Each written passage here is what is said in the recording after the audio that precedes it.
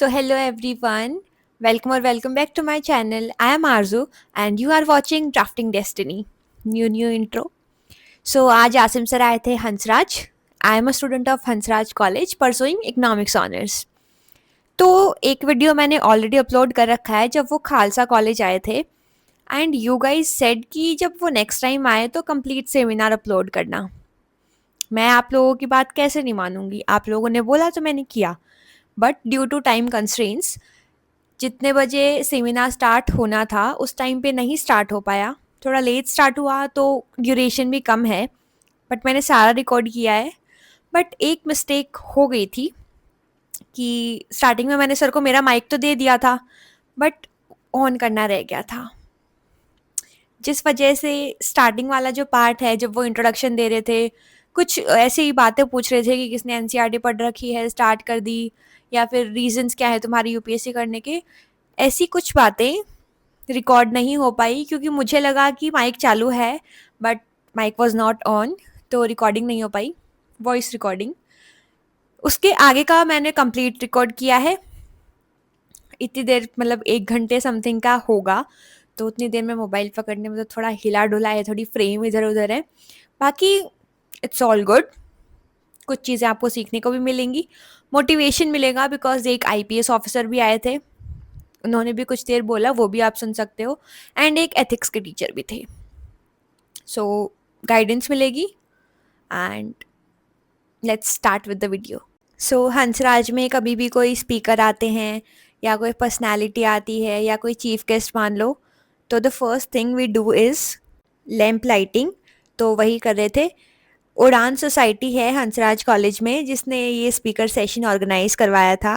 And the one you can see in Sardar ji, मतलब जो पगड़ी पहन रखी है, he is the IPS officer. And वो आसिम सर हैं एंड ये उड़ान के ही मेंबर्स हैं.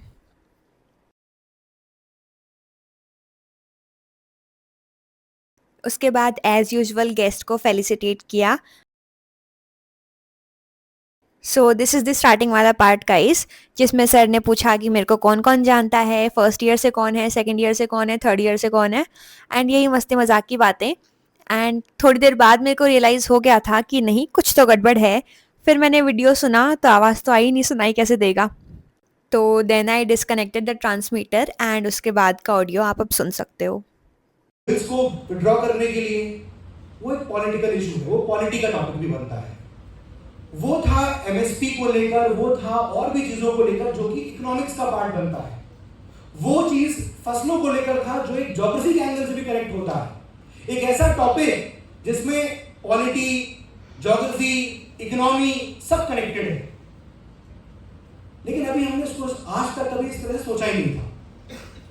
जब आप तैयारी कर रहे होंगे तो आपको पता होना चाहिए ये इशू हुआ है, ये टॉपिक है, तो हमारे कौन से एग्जाम में, कौन से पेपर में आएगा. फिर आप खोलेंगे, हम आपका कुछ क्रक्स मटेरियल होना चाहिए at least, what I have to revise. तो जब इस तरह से आप चीजों को सेग्रीगेट कर पाओगे, सिलेबस जानोगे, तभी आप अलग अलग करोगे कि यार ये टॉपिक मुझे ना कहां पढ़ना है. समझ रहे हो. तो पहली चीज जो आपको करनी है, आप इस कॉलेज लाइफ में हो, नंबर 1 आपको सिलेबस पता होना चाहिए. Once you know the syllabus, दूसरा स्टेप है एनसीईआरटी. कहीं यूपीएससी में लिखा नहीं है ना कि एनसीईआरटी पढ़ो. भाई देखो, ये सरकारी एग्जाम है और इसमें सरकारी ही किताबें या सरकारी मसाला ही चलेगा. तो government books, NCERT books are the best sources और बहुत अच्छे तरीके से लिखी भी हुई है. तो आपकी जर्नी जब शुरू होगी तो आपको एनसीईआरटी से शुरू करना है. अलग अलग सब्जेक्ट्स की अलग अलग डिमांड होती है. जैसे हिस्ट्री है, तो हिस्ट्री में अगर आपको कुछ नहीं पता है, जीरो है, आप एकदम ढक्कन, पता ही नहीं इतिहास क्या होता है, तो आप क्लास 6 उठा लेना. वैसे क्लास 11 से शुरू करिए, that is enough. Old NCERT, RS. Sharma sir की एनसीईआरटी उठाइए, वहां से शुरू करिए. Medical history Satish Chandra sir की एनसीईआरटी लीजिए, वहां से शुरू करिए. मॉडर्न हिस्ट्री में कभी विपिन चंद्रा, कुछ लोग पढ़ते भी हैं, कुछ लोग उसको ओवरलुक करके स्पेक्ट्रम भी शुरू कर सकते हैं.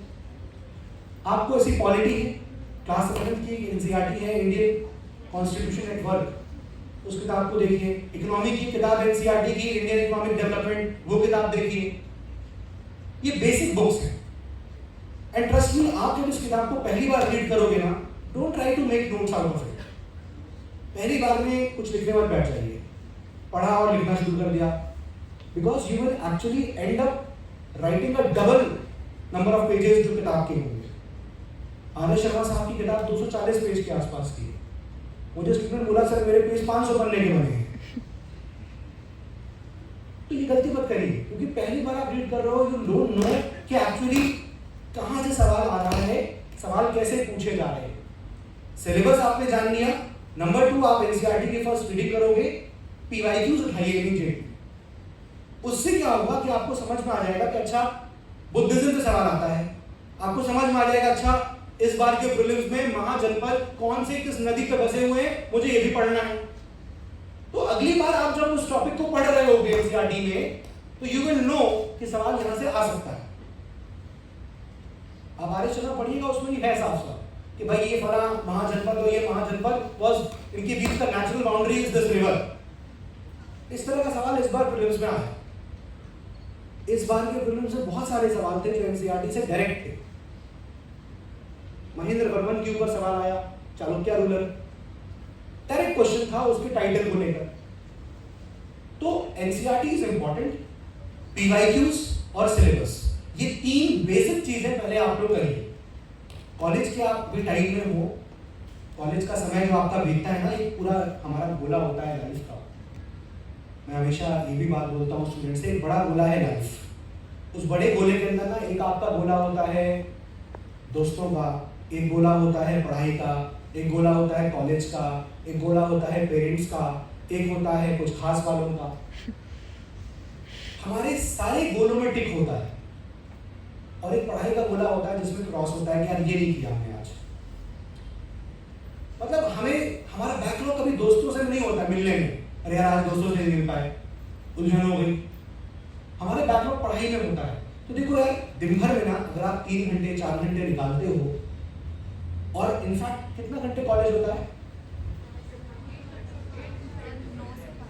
9 से 5 डेली होता है। 9 से 5 अरे कुछ दिन तो नहीं होता होगा इतनी पढ़ाई। 8:30 से 5 ही होता है। अगर आप ये पूरा टाइम निकालो 9 घंटे का कॉलेज में, 6 घंटे आप सोने के लिए निकालो, 15-16 घंटे, उसके बाद भी 9 घंटे हैं, कुछ घंटे आप अपने खाने पीने आना जाना भी निकाल दो, 4-5 घंटे आप निकाल सकते हो इनका। 4 घंटे तो निकाल ही सकते हो। और इस 4 घंटे में if you are starting with your topics, पूरा उसको उठाओ, टॉपिक कोई पढ़ो। ये क्वांटिटी नहीं होनी चाहिए कि हमें इतना पढ़ना है आज। जितना पढ़ो उसको अच्छे से पढ़ो, दैट इज इंपॉर्टेंट। जितना भी पढ़ना है उसको अच्छे से पढ़ना है। हमें भागना नहीं है कि यार आज हमें इतना कवर कर लेना है, इतने पेजेस कर लेने हैं। मुझे 3 पेज पढ़ने हैं, लेकिन 3 पेज मुझे अच्छे से पढ़ने हैं। मैं 5 दिन पढ़ूंगी और लेकिन 2 दिन रिवाइज करूंगी। क्योंकि क्या होता है, जब हम कोई चीज पहली बार पढ़ते हैं ना, we tend to forget it very easily. हम भूल जाते हैं उसको। मैं आपसे बोलूंगा भाई सारे प्लैनेट्स के नाम बताओ, सब बता देंगे। क्यों? पहले पढ़ा था, पढ़ते हुए इतने सालों से पढ़ रहे हैं, दिमाग में याद हो गया। अब चूंकि ये चीज आप पहली बार पढ़ रहे हो, अब आप एक्सपेक्ट करते हो सर एक बार पढ़ा और अब हमेशा याद हो जाए। नहीं होगा किसी को, मुझे नहीं हुआ। आज भी क्लास से पहले मुझे डेट्स देखनी पड़ती है, फैक्ट्स देखने पड़ते हैं। Revision is the key. हम बार बार पढ़ाते रहते हैं तो हमें चीज दिमाग में रहती है, हम छोड़ देंगे, हम भी भूल जाएंगे। तो पॉइंट ये है कि आप 7 दिन में 5 दिन पढ़िए, 2 दिन रिवीजन के रखिए। भले ही बैकलॉग हो रहा हो, मैं तो यही कहूंगा। उसका रीजन ये है कि अगर आप लोगों ने कुछ नया पढ़ा और उसको रिवाइज नहीं किया तो भूल जाओगे। फिर नया पढ़ रहे हो, पुराना वाला भूल रहे हो, और नया जो पढ़ रहे हो वो भी भूलोगे एक टाइम के बाद। कॉन्फिडेंस वहां लो हो जाएगा कि पहले पढ़ चुके हैं, भूल चुके हैं, वो सवाल नहीं हो रहे हैं मुझसे। कॉन्फिडेंस तब हाई होगा कि जो मैंने पढ़ा था मैंने उसका सवाल कर लिया, तो यू विल फीलिंग कॉन्फिडेंट कि चलो ठीक है, जो अभी सवाल नहीं कर पाए वो इसलिए नहीं कर पाए क्योंकि वो पढ़ा ही नहीं है। लेकिन वहां पर मामला खराब हो जाता है कि यार पढ़ा भी था फिर भी नहीं कर पा रहे। सो इनिशियल डेज में, मैं आपको इनिशियली बता रहा हूँ, आप फर्स्ट ईयर में हो, आप शुरुआत कर रहे हो, सेकेंड ईयर में हो, तब ये प्रॉब्लम अक्सर आती है। ये मैं बेसिक लेमैन प्रॉब्लम बता रहा हूँ आपको, एकदम layman. You will feel this problem. कितने लोगों को ये प्रॉब्लम आती है कि सर एनसीईआरटी का 1 पेज पढ़ा या 2 पैराग्राफ पढ़े, 3 पैराग्राफ पढ़े, चौथा पैराग्राफ पे गए तो भूल गए पहले में क्या पढ़ा। Anyone having that problem? आ रही है, रिग्रेशन कहते हैं इसको। You are reading it again and again. एक ही लाइन को बार बार पढ़ रहे हैं, that means you are lacking concentration. Concentration नहीं है आपके पास, आप मिस क्या कर रहे हो, पता है पढ़ाई क्यों नहीं कर रहे हो, सिलेक्शन क्यों नहीं हो रहा है, कंसंट्रेशन की कमी है, डिसिप्लिन की कमी है, कंसिस्टेंसी की कमी है। आप देखो मैं किन मॉरल वैल्यूज की बात कर रहा हूँ, यू आर लैकिंग दैट, ये एग्जाम इसलिए रुक रहा है। If you work upon these things, जो काम कर लेता है work upon these things, the result is in front of you. Table कुर्सी पे बैठ के पढ़ना यही एक सबसे बड़ा चैलेंज होता है, क्योंकि जैसे ही टेबल कुर्सी बैठते हैं हमें सारी चीजें याद आती हैं, सब्जी भी लेके आनी है, घर पे बात भी करनी है, उसका कॉल आया तो उसको रिवर्ट नहीं किया है, कल कॉलेज में ये होना है, तो हम सारी चीजें उसी वक्त ध्यान आती है। We lack concentration.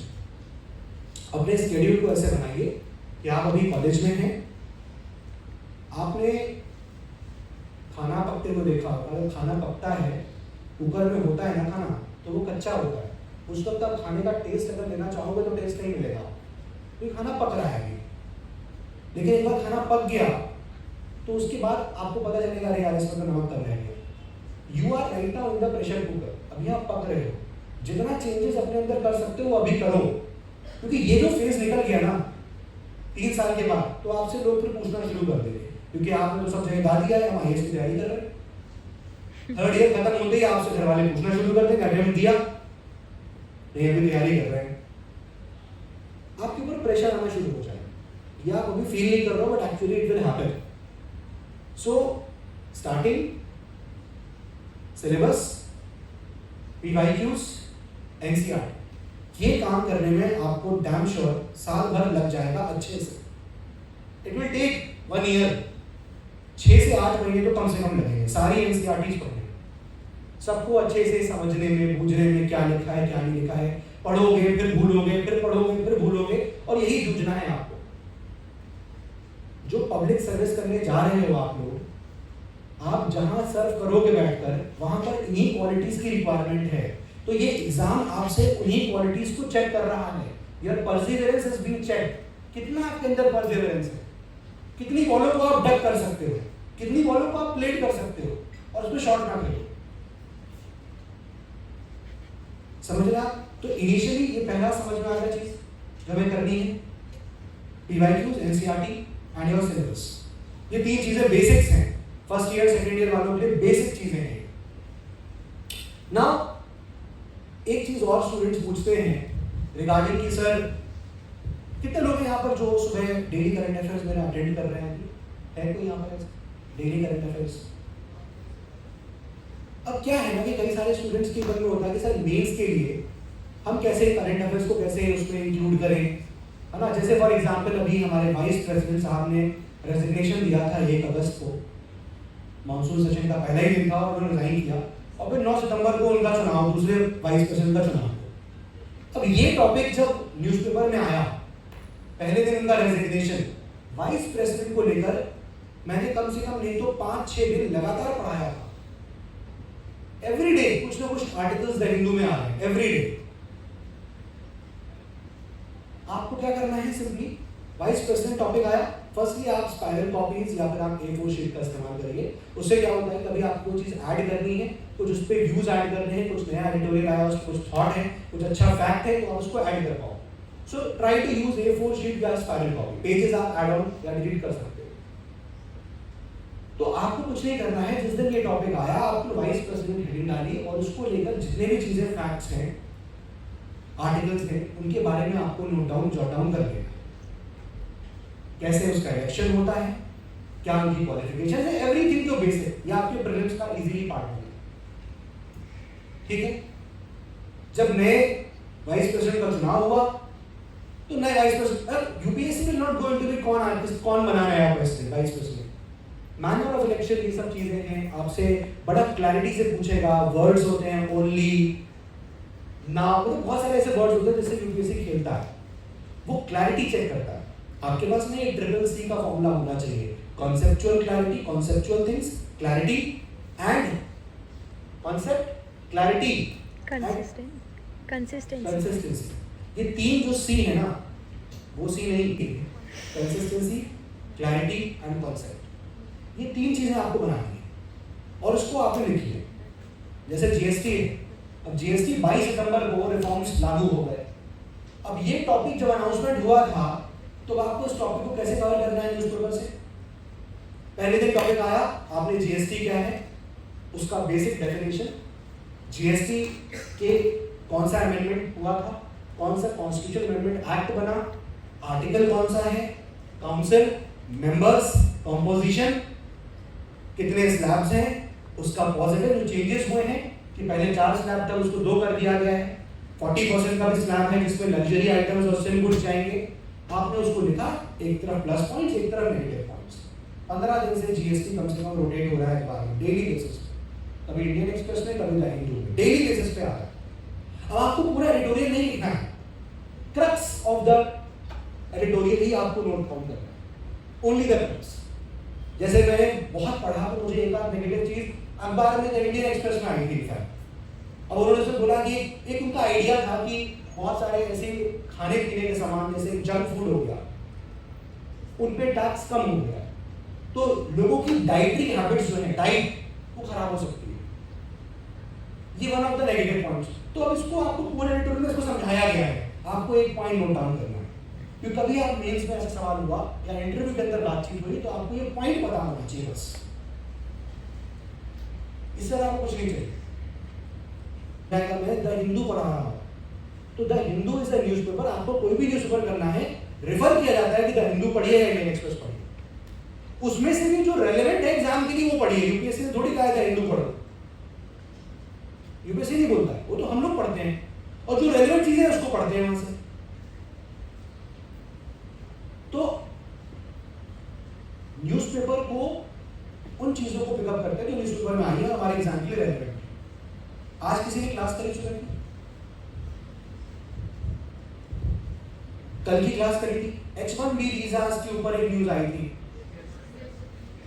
उसका अब H1B वीजा सिंपल वर्ड में आप नोट डाउन कर रहे हो व्हाट इट इज, अभी रिसेंट डेवलपमेंट क्या है, उसका डेवलपमेंट का असर भारत के ऊपर क्या हो, इंडिया के आईटी प्रोफेशनल्स के ऊपर क्या हो, कुछ पॉइंट्स में चलेगा, पूरा नहीं लिखना है। आज भी एडिटोरियल था, कल भी था, परसों भी था, लगातार चल रहा है। वहीं के वहीं उन टॉपिक्स को आप जॉट डाउन कर लीजिए, उनके पॉइंट्स लिख लीजिए, बात करें। बहुत ज्यादा होना नहीं है अखबार में कि रगड़े जा रहे हैं, पूरा अखबार ही नोट डाउन कर लिया। 1 महीने का करंट अफेयर्स का नोट्स मैक्सिमम, तो छोटा छोटा लिखिए, बहुत सजा के मत लिखिए, पता है आप उसको कर्सिव हैंडराइटिंग, और मैंने बहुत लोगों के नोट्स देखे हैं सजा के बहुत लिखते हैं, पी की नोक कहीं जा रही है, आर की पूछ निकल रही है। अरे ऐसे लिखो कि आपको समझ ना आ जाए, और थोड़ा छोटा लिखो। छोटा इसलिए बोल रहा हूँ ना कि जब आपको दिखेगा ना मेरे पास कंसाइज नोट्स हैं, मेरे पास ना 1 महीने के करंट अफेयर्स के लिए मात्र 20 पेजेस हैं, तो आपको कॉन्फिडेंस आएगा चलो इतना रिवाइज हो जाएगा। अब इतना नोट्स बना के बैठ जाओगे तो फिर तकिया बना के सो जाओगे। इसलिए नोट्स भी आप बनाइए ना तो इस तरह से, और फिर आप सेग्रीगेट भी कर सकते हो, आप चाहो तो आप फोल्डर्स क्रिएट कर सकते हो, आप पेपर 1 का टॉपिक, पेपर 2 का टॉपिक, पेपर 3, पेपर 4 अलग अलग कर सकते हो।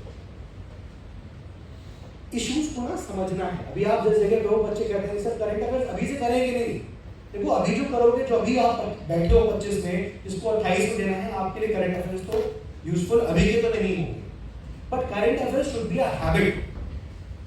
वो हैबिट होनी चाहिए कि क्या चल रहा है, यू शुड नो, आपको अवेयरनेस होनी चाहिए, क्योंकि जब ये सब चीजें आप जानोगे ना, जब सब चीजें जानोगे तो आपको ना कई बार क्या होता है, स्टैटिक चीजें जब पढ़ते हैं तो वहां से रिलेट करना आसान हो जाता है। आप वाइस प्रेसिडेंट पढ़ोगे, आपने जान लिया कि अभी रिसेंट रेजिग्नेशन हुआ है, नए वीपी आए हैं हमारे, तो आपने सब कुछ पढ़ लिया। जब आप बाकायदा उसको अपनी क्लासेस में, कोचिंग में, कहीं भी आप पढ़ रहे हो, सेल्फ पढ़ रहे हो, यू कैन रिलेट कि अच्छा ऐसा हुआ था इसलिए ऐसा। आप इकोनॉमिक्स पढ़ोगे, जीएसटी आपको टीचर पढ़ाएंगे, आपको कनेक्ट हो जाएगा, अच्छा जीएसटी में ऐसा हुआ। So this is going to give you a lot of confidence. 4 लोगों के सामने बैठ के जीएसटी के इम्पैक्ट बता दोगे ना तो लोग कैंटीन छोड़ के भाग जाएंगे, पता नहीं क्या बात कर रही है, पगला नहीं है तो आज। Because at this age if you are trying to understand the issues, if you are getting aware also, that is also a step forward. देखो यार, मेरे पिताजी के टाइम पे या हमसे पहले, आज से 20-20 साल पहले, 15 साल पहले, ग्रेजुएशन तक तो लोग सोचते ही नहीं थे, पीजी करते थे, फिर सोचते थे अच्छा अब नौकरी भी करनी है, तो लोग तैयारी करते थे। लेकिन धीरे धीरे ना ये चीजें चेंज हो रही है। टेक्नोलॉजी का जमाना है, सबके हाथ में फोन है, सबके हाथ में इंटरनेट है, और अवेयरनेस बहुत तेजी से फैल रही है। आप खुद देखो तो इंफॉर्मेशन सबके हाथ में है और लोग बहुत तेजी से ग्रास्प कर रहे हैं उसको, इसीलिए ये सब चीजें चेंज हुई है। और आप देखोगे ये ट्रेंड भी देखने को मिला है, कई बार हमने देखा लास्ट फ्यू इयर्स में, नॉट दिस वन, नॉट शक्ति दुबे मैम, पर उससे पहले देख रहे हैं 26 साल में भी, 24 साल, 21-22 साल में भी टॉपर्स आ रहे हैं। सो ये बात तो है कि हाँ, मेहनत तो लोग कर रहे हैं, शुरुआत तो कर देते हैं, और इस प्रोसेस को जानने में, समझने में, बूझने में आपको टाइम लगता है। आप जब नोट्स बनाओगे ना, आप ऑप्शंस पढ़ोगे, आप उसको भी समझोगे। ऑब्वियसली कई बार ऐसा होता है कि आपके पास रेडीमेड नोट्स भी हैं, मार्केट में है, नीड नॉट टू मेक। ये डिपेंड करेगा कि आपका पोटेंशियल कैसा है। क्योंकि कई बार क्या होता है, हम लोग को बोलते हैं कि भाई नहीं, आपको नोट्स नहीं बनाने हैं, ऑलरेडी रेडीमेड नोट्स हैं। कई बार क्या होता है कि नहीं, हम नोट्स बनाने हैं, बट ये डिपेंड करता है आपके potential. If you can grasp the things without writing down by yourself, तो आप बिना उसके करिए। लेकिन आपको लग रहा है कि नहीं यार मुझे लिख के समझ में आ रहा है, तो आप लिख के करिए। हो सकता है इनिशियली टू स्टार्ट में आप लिख के पढ़ोगे तो जल्दी आपको रिटेन हो जाए, और धीरे धीरे over the period of time ये हैबिट आपकी चेंज हो। तो आपको कैसे करना है वो आप, ठीक है। ऑप्शंस की बात करेंगे अगर, तो एक सवाल आता है सर ऑप्शन कैसे चूज करें। देखो कितने यहाँ पर है जो ऑप्शंस में आर्ट्स साइड, कितने लोग आर्ट्स साइड है, तो आप लोगों ने जो सब्जेक्ट ग्रेजुएशन में लिया है वो मजबूरी में लिया है या खुशी खुशी लिया है? मजबूरी, खुशी खुशी। कोई ऐसा मजबूरी वाला कि ये नहीं मिल रहा है होते हैं, ऐसा नहीं है। देखो यार, अगर जो ग्रेजुएशन में आप सब्जेक्ट ले हुए हो और अगर आपको वो सब्जेक्ट अच्छे समझ में आ रहा है तो बहुत अच्छी बात है, आप उसको आगे परस्यू कर सकते हो एज ए ऑप्शन ऑल्सो, क्योंकि आपकी ग्रेजुएशन में है, उसको आप 3 साल पढ़ोगे, उसके साथ आप PYQs देखोगे, थोड़ा बहुत उसको अपना एडवांस करके आपका ऑप्शन रेडी हो सकता है। लेकिन अगर आपका वो ऑप्शन वो नहीं है जो आप परस्यू कर रहे हो, आपका मन उसमें नहीं है, तो तरीका यही होता है कि यार आप ना UPSC अपना इंटरेस्ट देख लो पहले, तो मेरा इंटरेस्ट इसके अलावा किसमें है, उठाओ PYQs, क्या तरीका, कैसे सर कैसे जाने, अरे PYQs देखो, सिलेबस देखो, टॉपर्स के नंबर कैसे आए हैं वो देखो, सोर्सेस क्या अवेलेबल है वो देखो। इस बेसिस पे आप अपने ऑप्शन को चूज कर सकते हो, और थोड़ा उसमें जूझना पड़ेगा आपको ना, बार बार उस पर लगना पड़ेगा, थोड़ा फेल हो गए फिर सीखोगे। मैं बात हमेशा कहता हूँ कि you fail fast, you learn faster. तो जितना जल्दी आप चीजों में फेल होगे ना, उतनी जल्दी आपको चीजें समझ में आएंगी कि ये काम तो नहीं करना है।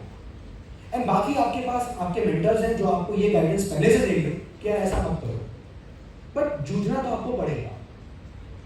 कहीं भी आप कोचिंग में हो, आप मेंटर्स के पास हो, वो आपको वहां तक साथ देगी जब तक वो कोचिंग चल रही है, बट आफ्टर दैट आपको खुद ही करना है।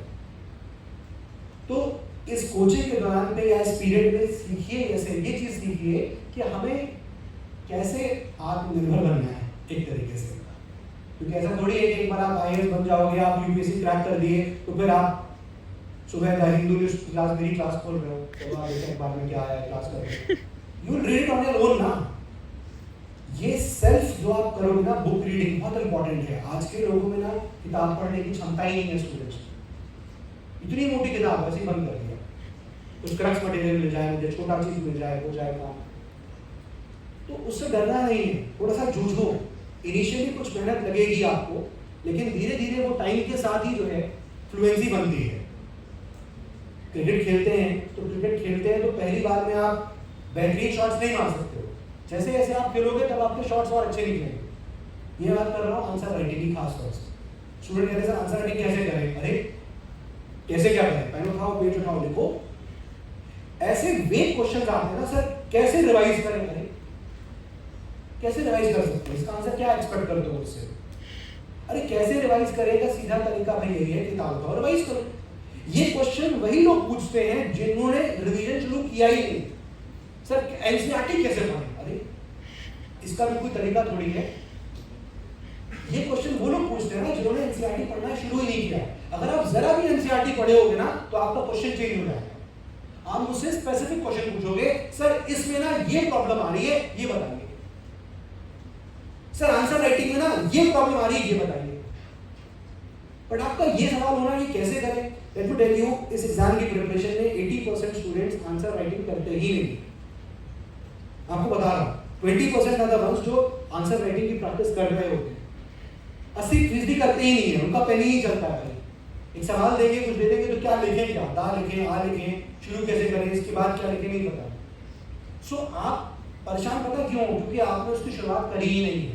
आप एक आंसर लिखो, तो कुछ भी लिखो, अंडरस्टैंड, जो समझ में आ रहा है वो लिखो, बट राइट शुरू तो करो एटलीस्ट। आप शुरू नहीं करते हो और आप परेशान हो गए कि आंसर राइटिंग नहीं हो रही। एक और सवाल आता है, कब से करें आंसर राइटिंग?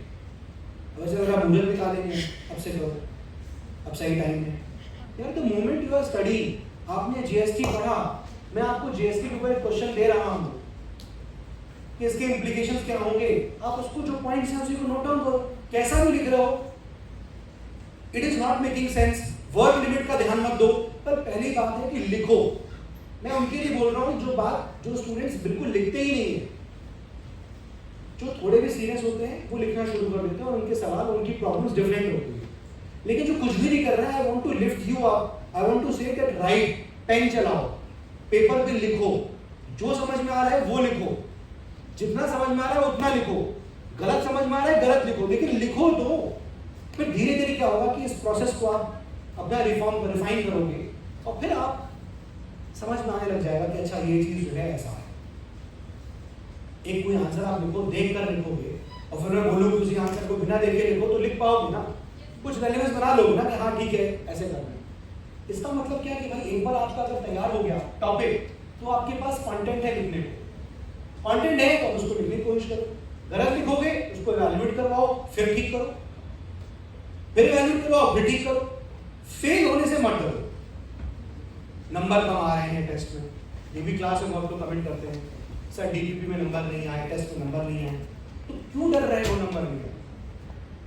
सर बेइज्जती हो गई।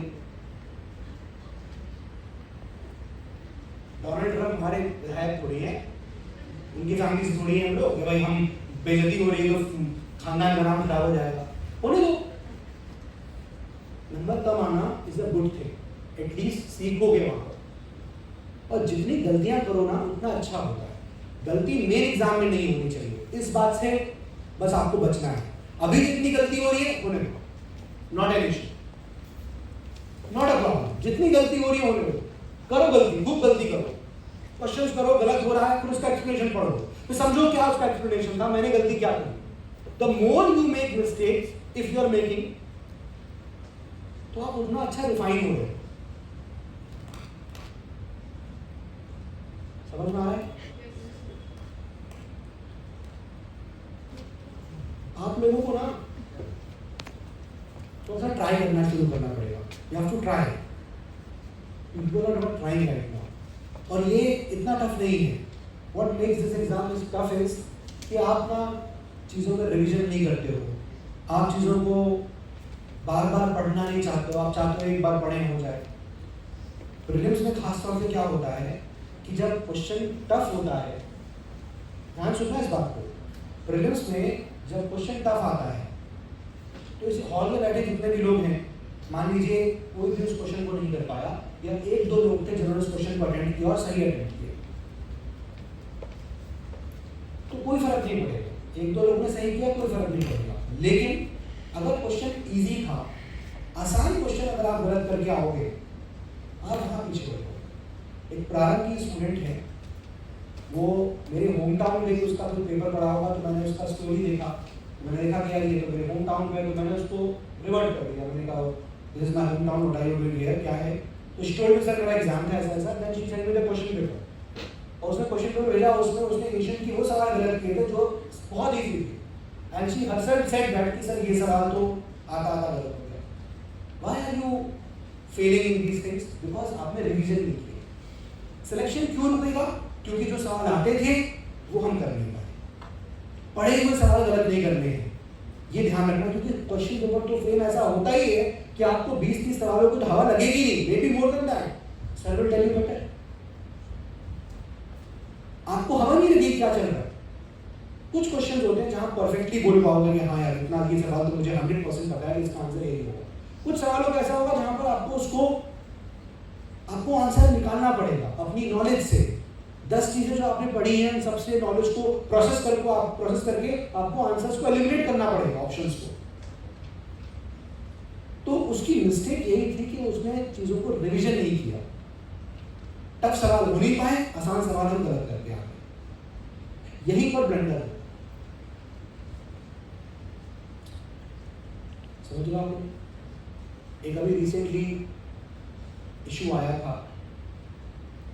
प्राइम मिनिस्टर हमारे जो है उनकी डिग्री था, DU 1978 में ग्रेजुएट हुए थे। तो एक बड़ा इशू आया था, दिल्ली हाईकोर्ट ने बोला कि जो CIC ने ऑर्डर दिए थे 2016 में उसको हम क्वैश करते हैं। इसमें बड़ा डिबेट हुआ। ये टॉपिक पता कैसा है? It is a pure topic जहां पर ट्रांसपेरेंसी और प्राइवेसी ये प्योर टॉपिक बनते हैं। एथिक्स के अंदर भी आसानी से कवर हो जाएगा, सर आपको बताएंगे।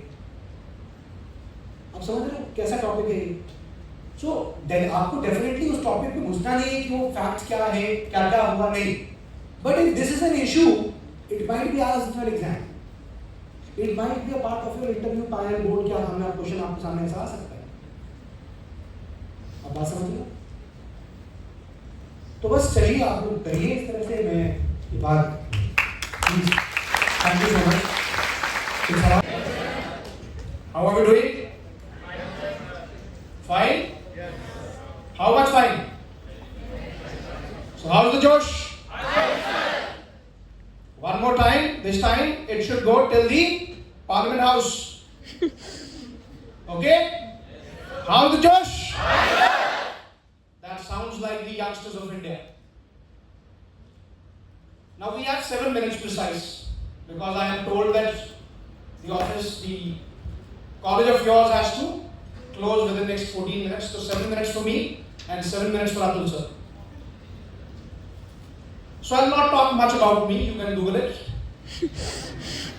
so that we save on to time. I'm here to talk about the lessons that I've learned in my life, and I'll teach some of you some of the lessons which I learned in my life. So I request them 7 minutes for nudge me.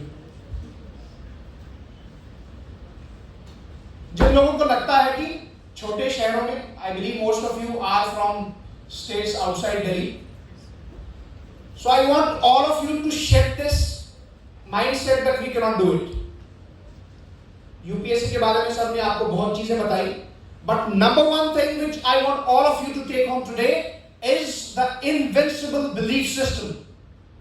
आज अगर आप UPSC या for that matter किसी भी चीज की तैयारी करने की सोच रहे हैं, start with a belief system that I can and I will do it. So the number one lesson is in the invincible belief system. आपका जो विश्वास है वो इतना दृढ़ होना चाहिए कि भगवान भी अगर आपको आके कह दे कि इस साल नहीं होने वाला, तो मुस्कुराते हुए कहना कि भगवान जी इस साल तो होगा, अगले साल देखिए। Number one lesson is the belief system. Number two, which should be the first one, is the art of decision making, which I believe is the most important trademark of a good leader. जिन लोगों ने decide कर लिया है कि जीवन में क्या करना है, good, not just for civil services, because India को सिर्फ और सिर्फ सिविल सर्वेंट्स की जरूरत नहीं है। इंडिया को जरूरत है लीडर्स की in all walks of life, in all domains of life. So today I want all of you to start thinking, and before the end of 2025, I want you to be sure as to what is it that you want to do in life. So the number 2 lesson is the art of decision making. Decide what you want to do in life. Number 3, now that you have taken a decision, look back and you are dead. Don't look back. At your age, there is no need of a plan B. Because plan B is in itself the failure of plan A. You have to remember that आज हम यहाँ पे इसलिए बैठ पा रहे हैं क्योंकि there is somebody standing on the border, standing in the heights of Siachen. If he looks back, we all are dead. So all of you don't look back. Number one, the belief system. Number two, the decision making. Number three, look back and you are dead. Number four, because if you do not follow number four, all these three will be zero. That is the art of discipline. I would have asked you the definition of discipline, but for the want of time, discipline is doing a thing at the time it is required to be done, especially when you don't feel like doing it. So, tomorrow if you don't feel like doing it, remember that you are doing it because you are here in the service of the country.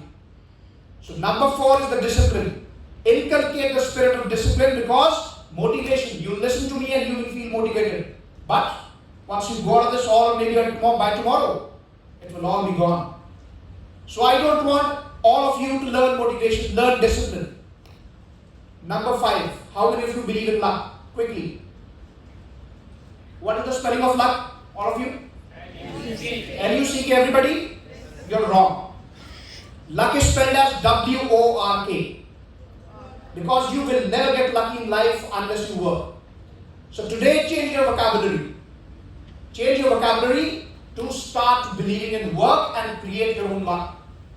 And the final lesson which I have for you today, if you still want to get lucky, learn to respect your parents, respect your teachers, and respect your elders. Remember, my dear countrymen, you are not the future of the country, you are the present. We are in the phase of what is called demographic dividend. आज से अगले 25 साल 30 साल क्या हम करेंगे? When I say हम करेंगे, it is you and me, all of us. So what we do together in the next 25-30 years is going to define where India is when we celebrate 100 years of our independence in 2047. So don't you dare dream small. Don't you dare consider yourself weak. Dream big, think of yourself as powerful, and let me tell you, together we will create the country that we deserve. Don't leave it on the people who do not deserve it. Today we question that the system is not right. All of us question that. But we are the answers. I want all of you to understand that. Civil services or no civil services, I am not bothered. But take the responsibility of this country. That is what we require from you. That is what is required from me. If you can do this much, the country will be grateful to you. Let's create that. I believe we are done. Okay.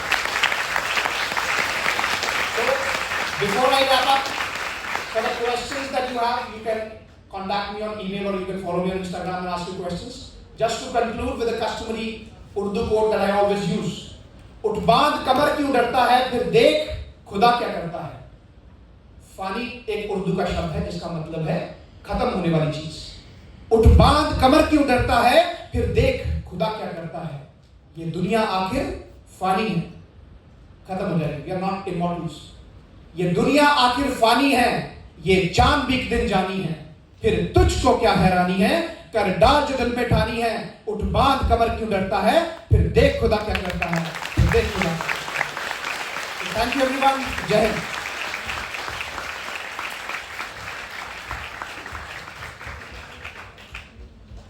Thank you very much, sir, for inspiring us with your story. Your courage, service, and vision truly motivate us. Now, I would like to welcome Professor Atul Garg, sir.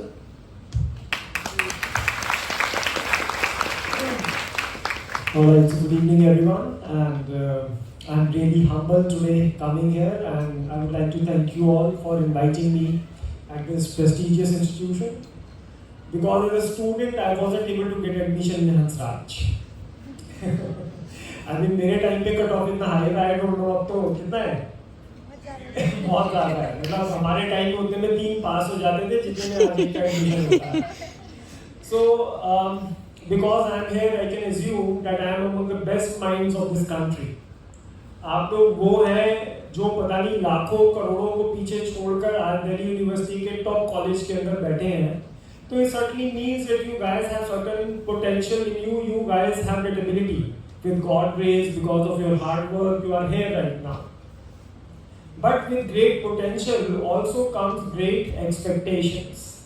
पूरी country में हर बच्चा आपके पड़ोसी, आप वही लोग हैं जिसकी वजह से मेरे को घर पे डांट पड़ती थी कि देख तू ऐसा नहीं कर पाया, तेरा एडमिशन वहाँ नहीं हुआ। तो even I am from Delhi university STB Khalsa, but Hansraj या हिंदू में ना होने का गम कहीं ना कहीं होता है आदमी के मन में, right? But you guys are here, तो इसका मतलब आप लोगों को करोड़ों बच्चे ऐसे हैं जो रोल मॉडल की तरह देखते हैं, and you are expected to do good things in life, to achieve great things in life.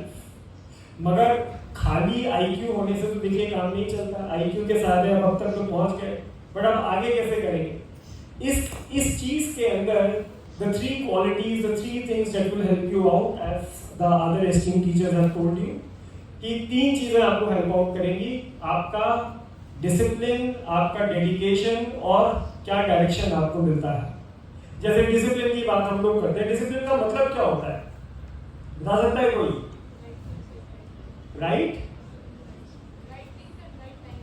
Right thing at right time, not exactly, basically doing things consistently despite of discouragement, despite of difficulties.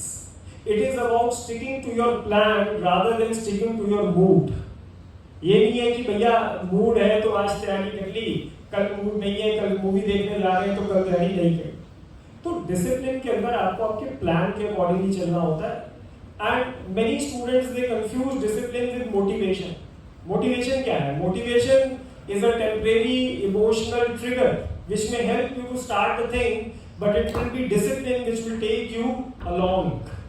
बिना discipline के आप आगे नहीं चल सकते। In fact Elon Musk कहते हैं कि if you need motivation to start something, then don't start that thing. तुम लोगों को मोटिवेशन की जरूरत क्या है आजकल? Unfortunately because of so many YouTube channels and everything, motivate करने वाले बहुत लोग हैं। So many businessmen, they have become motivators. They tell you कि IAS is the best thing to do, और आप लोग बिना सोचे समझे बस IAS की तैयारी शुरू कर देते हैं। But because of lack of discipline, you are not able to go too far. In fact, basic questioning, basic reasoning आप लोग छोड़ देते हैं। जैसे tell me guys कि 10th के बाद आप लोगों ने अपनी स्ट्रीम कैसे चूज की थी? What was the logic you applied when choosing your stream? Interest, ठीक है। और किसी ने बोला परसेंटेज, और कोई दोस्त ले रहा है? मैंने भी इसलिए लिया था। I did physics honors from Delhi University and I was miserable in physics. पर क्योंकि मेरे सारे दोस्त 10th के बाद वो ले रहे थे तो मैंने भी ले लिया कि चलो हम भी मुश्किल चीजें कर ही लेंगे। इंटेलिजेंट तो थे 10th तक सभी इंटेलिजेंट होते हैं, alright. But that was the biggest mistake of my life because I was never made for physics or any sciences. I was made for social sciences. और जब civil services में मैंने पहली बार जब social sciences पढ़ना शुरू किया, मतलब अच्छे से, तो I was so natural in them. समझ रहे हैं? तो सब कितना मिसकंसेप्शन है कि आर्ट सबसे नीचे लेवल पे, कॉमर्स उसके ऊपर, और फिर इंजीनियरिंग या फिर ये PCM वगैरह आपका आ जाता है। तो that in itself is a very irrational choice. तो rather than going as per the qualities of others, check yourself, अपना SWOT analysis करो, देखो कि मेरे अंदर क्या क्या क्वालिटीज हैं और उसके बेसिस पे तैयारी शुरू कीजिए। इस एग्जाम में IQ से ज्यादा EQ की रिक्वायरमेंट होती है, इमोशनल क्वेश्चन, समझ रहे हैं? तो डिसिप्लिन कहाँ से आता है? आज बैठे हैं, मन कर रहा है कि आप दोस्तों के साथ घूम ले, कुछ कर ले, तो ये इसलिए है ना क्योंकि इमोशंस के ऊपर, आपके लस्ट के ऊपर, आपके ईगो के ऊपर, ग्रीड के ऊपर, मटेरियलिस्टिक चीजों के प्रति आपका जो आकर्षण है उसके प्रति आपका ध्यान ज्यादा है। So for civil services the first thing that you should look for yourself is discipline. उसके बिना यहाँ पर कुछ नहीं होने वाला। और डिसिप्लिन डेवलप कैसे करें? कैसे कर सकते हैं डेवलप? फिजिकल, जैसे सर ने भी बोला कि physically you have to be fit. मैंने अक्सर देखा है जिम में जाने वाले लोग हाईली डिसिप्लिन्ड होते हैं। तो बी डिसिप्लिन, समझ रहे हैं आप? छोटी छोटी चीजें शुरू करिए, एक्सरसाइज करिए रेगुलर बेसिस के ऊपर, दौड़िए, बैडमिंटन खेलिए, ये आपकी इमोशंस ऐड करेगा, it will bring happiness to your life. I always tell my students in the class that don't live a life like a corps.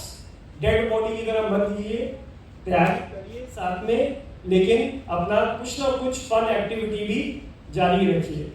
You have to maintain the balance. कहते हैं ना मध्यम मार्ग, जैसे बुद्ध वगैरह के अगर आप पढ़ेंगे तो you should enjoy your youth, but in the process you should not destroy your future. समझ गए? दोनों को कैसे बैलेंस करते हुए चलना है ये आपको सीखना पड़ेगा। राइटिंग हैबिट्स को डेवलप करिए। बिना स्किलफुल राइटिंग के आप इस एग्जाम में सक्सेसफुल नहीं हो सकते, और बच्चे लिखते ही नहीं आजकल।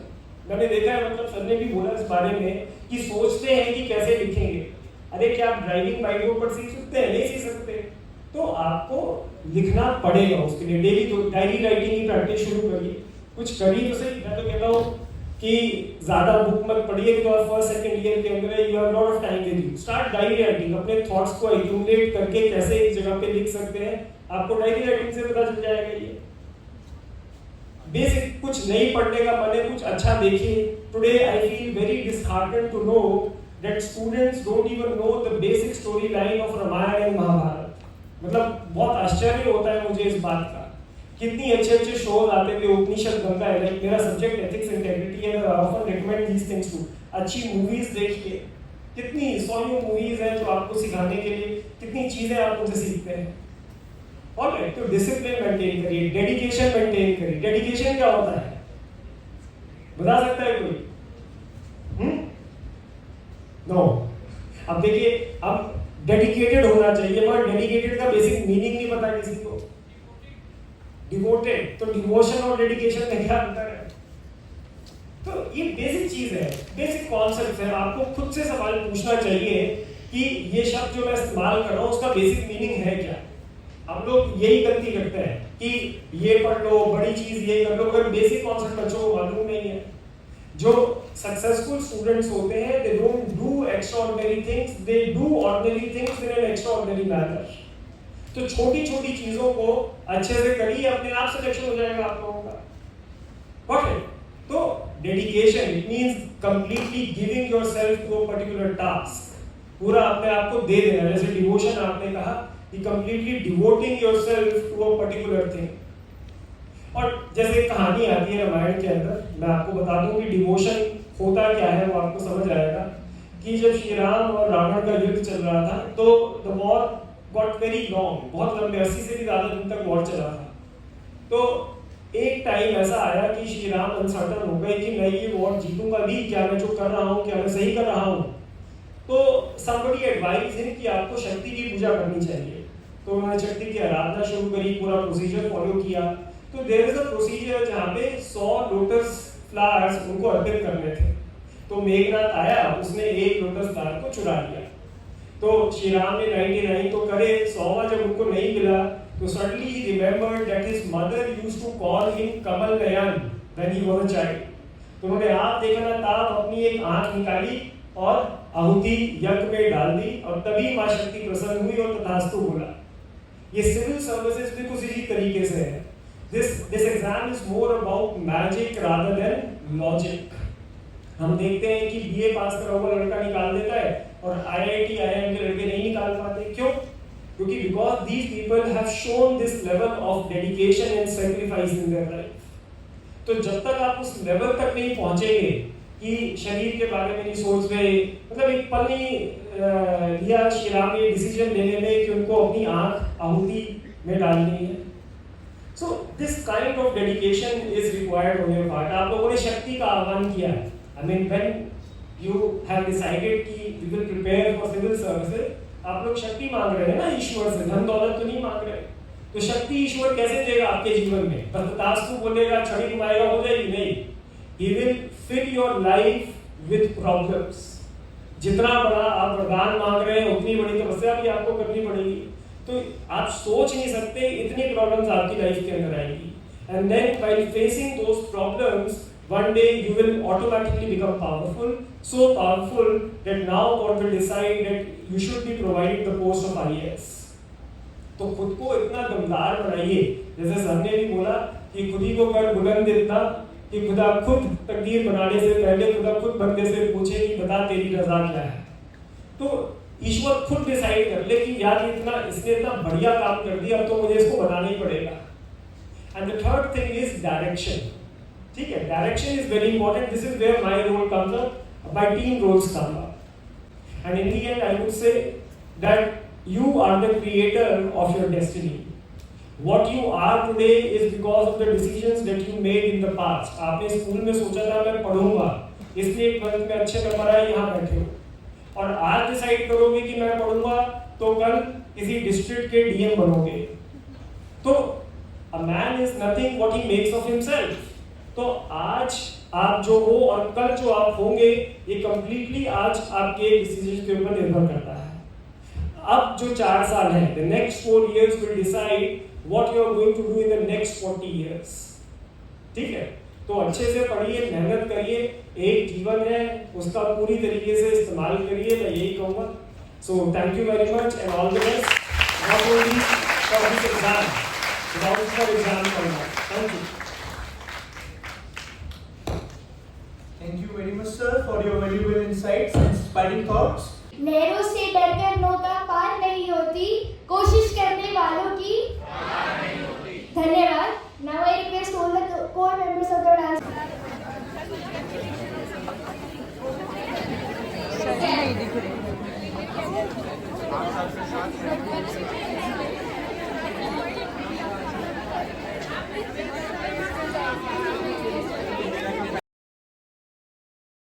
सो आपने पूरा वीडियो देख लिया होगा एंड मज़ा भी आया होगा, कुछ चीज़ें सीखने को भी मिली होंगी, जैसे कि रिवीजन कैसे करते हैं, आंसर राइटिंग कैसे करते हैं। बता देना सर ने, बुक खोलो और पढ़ना स्टार्ट करो, ऐसे ही करते हैं सब कुछ, ठीक है। और अगर अब भी कुछ डाउट्स बच गए हैं तो मुझसे पूछ लो, मुझ पे थोड़ा ट्रस्ट करो, सही बात बताऊंगी। अगर नहीं पता होगा तो बोल दूंगी मुझे नहीं पता, ये सोर्स है, यहाँ जाके देख लो। अगर डाउट है तो comment below, I will try to answer जैसे जैसे मेरे को टाइम मिलेगा। ओके, एंड अभी कुछ याद नहीं आ रहा है, होगा तो नेक्स्ट वीडियो में बताऊंगी। नेक्स्ट वीडियो का वेट करो एंड थोड़ा प्यार दिखाओ वीडियोस पे, सब्सक्राइब करो, लाइक करो, कमेंट करो। This was all for today guys, thank you so much, thank you for watching, bye bye. पढ़ाई कर लो, मिल गया मोटिवेशन, पढ़ाई कर लो, जाओ भाग जाओ, बाय बाय।